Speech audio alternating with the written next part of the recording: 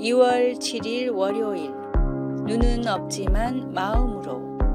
눈 없이 태어난 골든 리트리버 한 마리가 힐링견으로 재탄생해 사람들에게 잔잔한 감동을 준 이야기가 있습니다.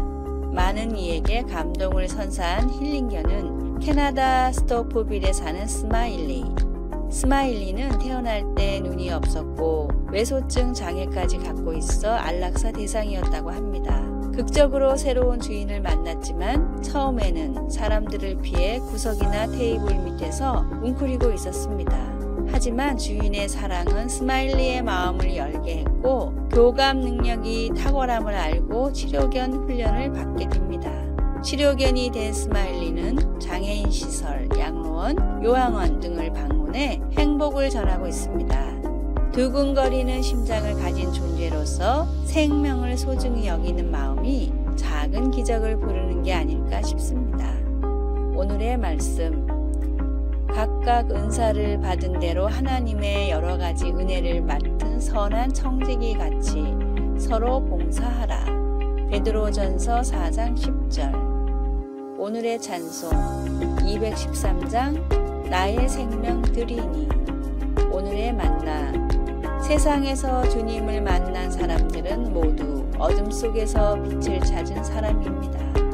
한 줄기 빛이 모든 어둠을 물리치듯 나의 삶도 세상 속에서 복음을 전하는 환한 빛이 되도록 사랑을 실천하십시오.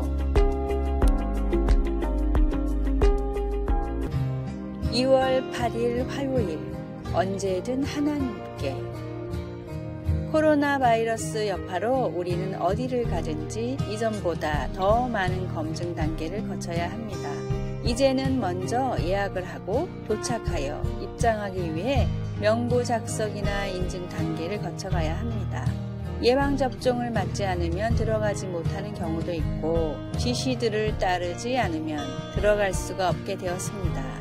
구약에서 하나님은 성막 안에 지성소라고 불리는 곳에 들어가기 위한 특별한 규정들을 제정하셨습니다. 성소와 지성소를 분리하는 휘장 뒤로는 오직 대제사장만이 한 해에 한 번 들어갈 수 있었습니다. 아론과 그의 후임 대제사장들은 들어가기 전에 예물을 가져오고 몸을 씻은 후 거룩한 옷을 입어야 했습니다. 그러나 하나님의 지시들은 건강이나 안전 때문이 아니라 이스라엘 백성들에게 하나님의 거룩하심과 우리가 용서가 필요함을 가르치기 위한 것이었습니다. 예수님이 죽으시던 순간에 성서 휘장이 찢어진 것은 우리의 죄를 용서하기 위해 주님이 죽으셨다는 것을 믿는 모든 사람들이 하나님 앞으로 나아갈 수 있다는 것을 상징적으로 보여줍니다. 성소 휘장이 찢어짐으로 우리는 영원히 기뻐할 수 있게 되었습니다. 예수님께서 우리가 언제나 하나님께 가까이 나아갈 수 있게 해주신 것입니다. 말씀. 내 형 아론에게 이르라. 성소의 휘장 안 법궤 위 속죄소 앞에 아무 때나 들어오지 말라. 레위기 16장 2절. 찬송 279장 인애하신 구세주여. 기도. 항상 하나님께 가까이 갈 수 있게 해주신 예수님 감사합니다. 아멘.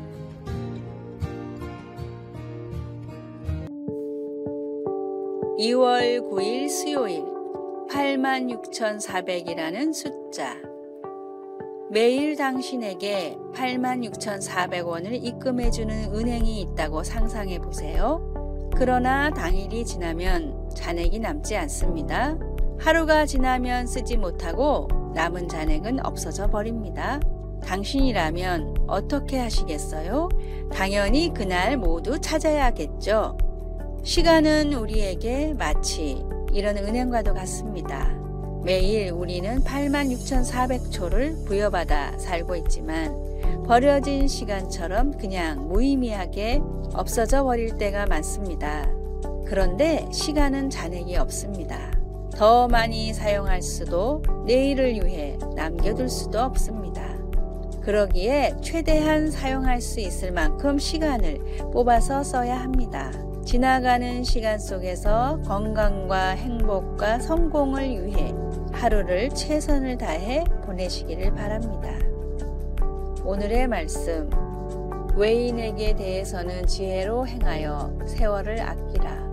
골로새서 4장 5절. 오늘의 찬송 201장 참 사랑 되신 말씀.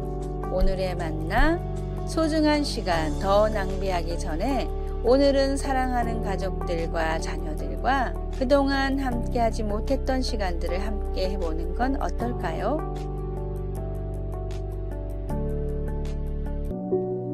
2월 10일 목요일, 강할 수 있는 이유. 23주 만에 초미숙아로 태어난 갓난아기 세이비는 체중이 8.6온스 244g 밖에 되지 않았습니다. 아기가 얼마 살지 못하리라 생각한 의료진은 아이의 부모에게 딸과 함께할 시간이 1시간 밖에 없을 것 같다고 말했습니다. 하지만 세이비는 계속 싸우며 견뎌냈습니다. 아이의 침대 옆에 붙어있는 분홍색 카드에는 아주 작지만 강한 아이라는 문구가 쓰여 있었습니다. 병원에서 5개월을 보낸 세이비는 기적같이 5파운드 약 2.3kg의 건강한 아이의 모습으로 집으로 갔습니다. 그리고 세계에서 가장 작게 태어나 생존한 아기로 기록되었습니다. 역경을 이겨낸 사람들의 이야기를 들으면 힘이 납니다. 성경에도 그런 이야기가 있습니다. 목동이었던 다윗은 자처에서 하나님을 모독하고 이스라엘을 위협한 거인 용사 골리앗과 맞섰습니다. 사울 왕은 다윗이 터무니없다고 생각했습니다. 내가 가서 저 블레셋 사람과 싸울 수 없으리니 너는 소년이요 그는 어려서부터 용사임이니라. 소년 다윗이 전장에 들어서자 골리앗은 다윗을 보고 나서 그가 다만 소년에 지나지 않는다는 것을 알았습니다. 그러나 다윗은 홀로 전투에 나서지 않았습니다. 그는 만군의 여호와의 이름 곧 이스라엘 군대의 하나님의 이름으로 나아갔습니다.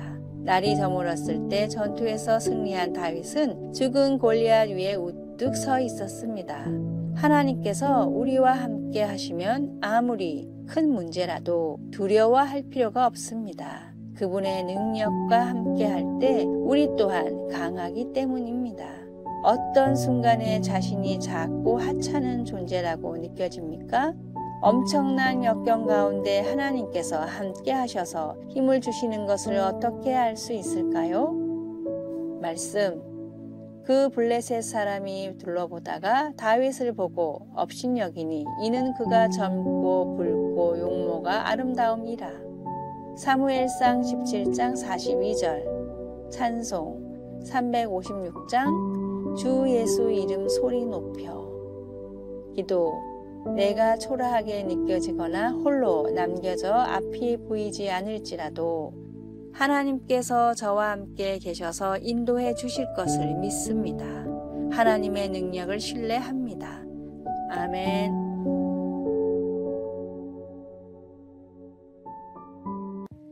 (2월 11일) 금요일, 간디의 신발 한 짝. 인도의 지도자 간디가 남아프리카에서 변호사로 일할 때 일입니다.